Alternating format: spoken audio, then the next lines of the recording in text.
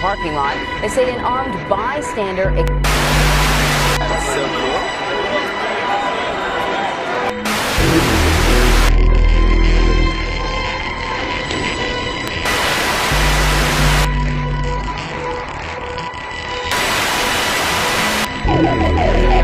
Sit down.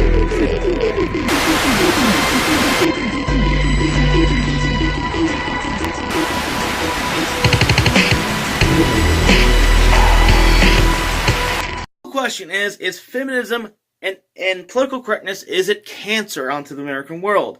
Well, Milo Epilopoulos says so as well. Is it actual cancer? Well, not necessarily. It's supposed to be a figure of speech. But it is cancerous to people's depression. Let's get into it more. Feminism is cancer. Thank you very much. Mainstream media has ejected this high concentrate of fucking cancer, formerly known as political correctness, and feminism, neo-feminism. Feminism back in the day was completely opposite. It was fighting for women's rights and put them in the same category as men and had the same kind of rights and liberties as everybody else, which every person agrees with. You're not treading on my rights. Yeah, you should have the same rights as everybody else. But neo-feminism, fourth wave feminism, it's putting down men and basically cutting off the balls and dicks of the attitudes of men's culture and shitting upon being basically they're fucking sexist, basically. Now these days, you can't go up to a woman and be like, hey, how's it going, ma'am? Are you having a good day? Or open a door for a lady. Now they consider it as harassment now, which is completely fucking ridiculous. Even with the modern day age of, dating apps, there's more depression, there's more suicide, men and women are completely alone and more desperate. And explain to me, if that was the case, explain to me about the incel community. We never heard of that back in high school. When I was back in 2005, we never heard of an incel community. You know? We would kind of poke fun at each other just as guys. Like, oh, you're a virgin, huh? And we were both all virgins back in the day when in high school. But we had girlfriends and stuff like that. We were trying to get laid. It was a goal out there to earn that. But now it just seems like we're punished for it. And now with the whole Me Too movement, now all these women are scared to go out and meet other guys because they're afraid they might be, because this fake false stat of 1 out of 5 women will be raped. That is a false statement. It's actually 1 out of 50, believe it or not. So it's ridiculous. It's getting more women more paranoid, more depressed, and more lonely. And it's getting guys more depressed and more sadder and then playing video games and just jerking off instead. It's completely pathetic. Fireball multiple.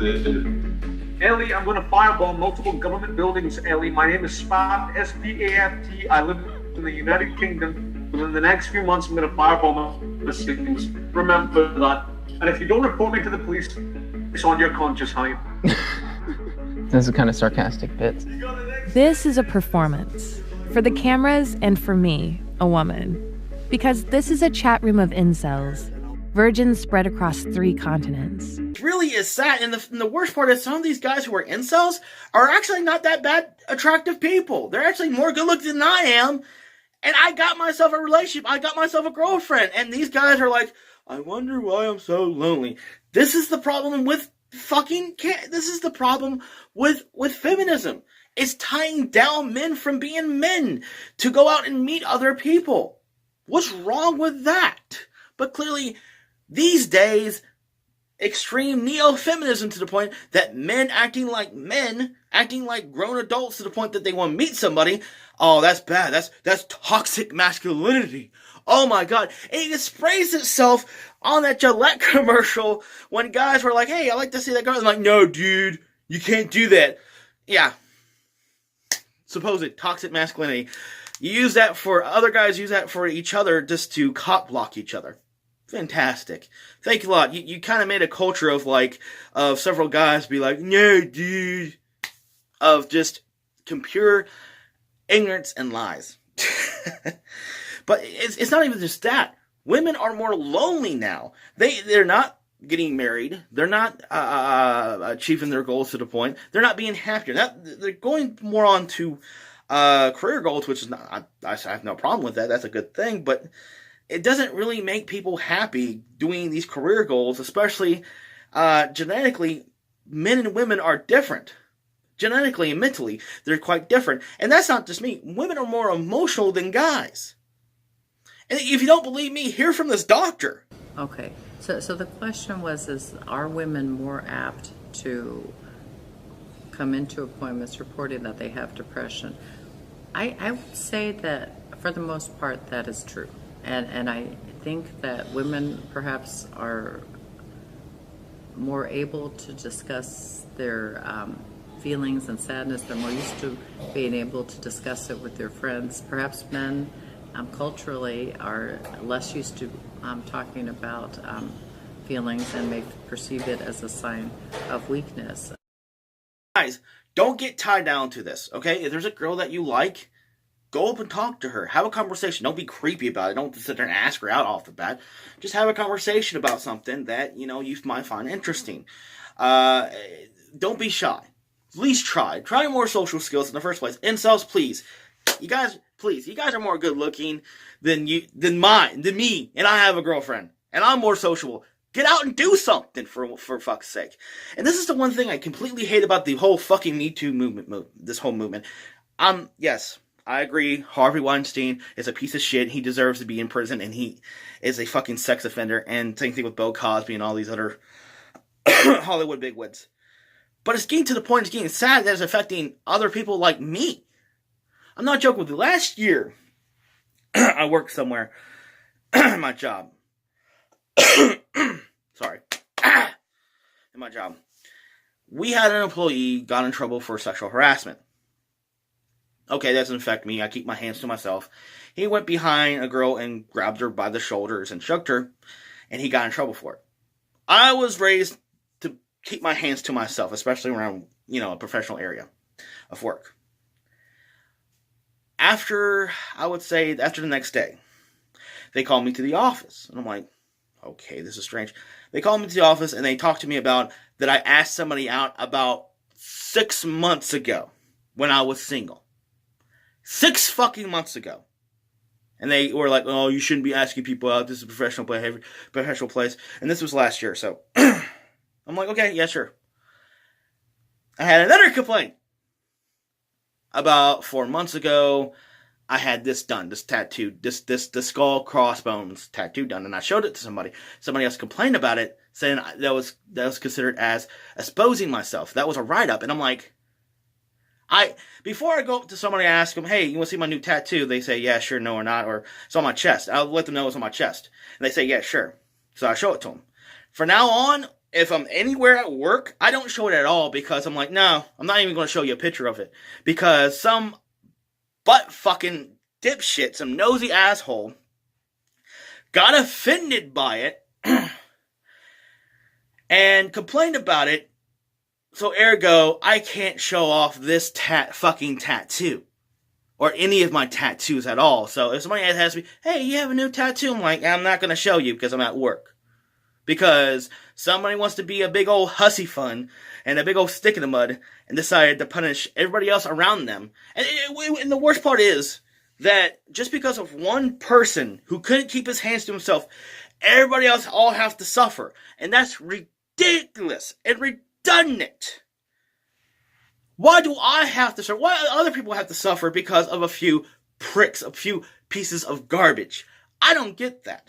Best advice I can give to you, be more punctual, be more sociable, be more outgoing.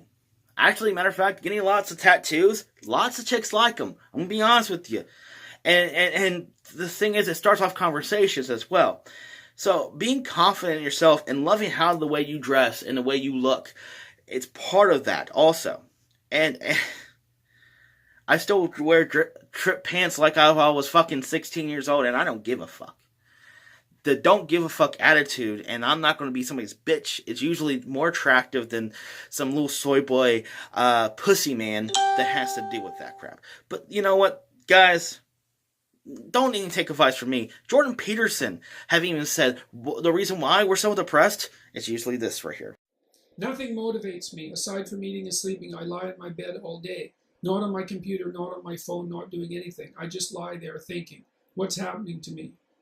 I would say that you are, and this is not a diagnostic comment, and I don't know enough about you to provide that sort of information, but I would recommend that you see a therapist and be screened for depression, because that's what it looks like to me. And I would say that if it's depression, you should do something about it, because depression is very hard on people. It produces a lot of stress hormones like cortisol, and that can hurt you. And, you know, if it's only been a couple of days, I wouldn't worry about it. But if it's a chronic pattern, then you should go talk to somebody, even your family doctor, you know, and there's always the possibility that a low dose of an antidepressant might be worth trying. You'd know in a month if it fixed you, but I would say don't stay in that situation, man.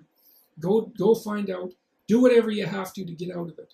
And especially the fact that you're not on your computer, not on your phone, not doing anything. You know, you're ruminating. That's just lying there thinking. That's loops of negative emotion. And you don't have any positive emotion, you know. That's why you're not on your computer or your phone. And so one of the characteristics of depression, or I suppose two of the characteristics, is a decrease in positive motivation. And so that means that you're not interested in anything, and an increase in negative emotion, and that can manifest itself in that just lying there thinking, you know. So go talk to someone. Go talk to someone. Tell someone that this is happening. Get to your family doctor. Let them know what's happening. Get them to give you a depression screening, and see what you can do about it, because there are effective treatments for depression, and sometimes antidepressants work like a absolute charm. But also, it's also not the fact that it's mental, it's also the surrounding environments and society and mainstream culture. Please get yourself some help. And you know what? If you want to go out into the mating pool to mate with other people, be daring. Be out there and socialize. You guys have a good one. God bless America. I am out of here. Thank you for watching. Like and subscribe. Bye.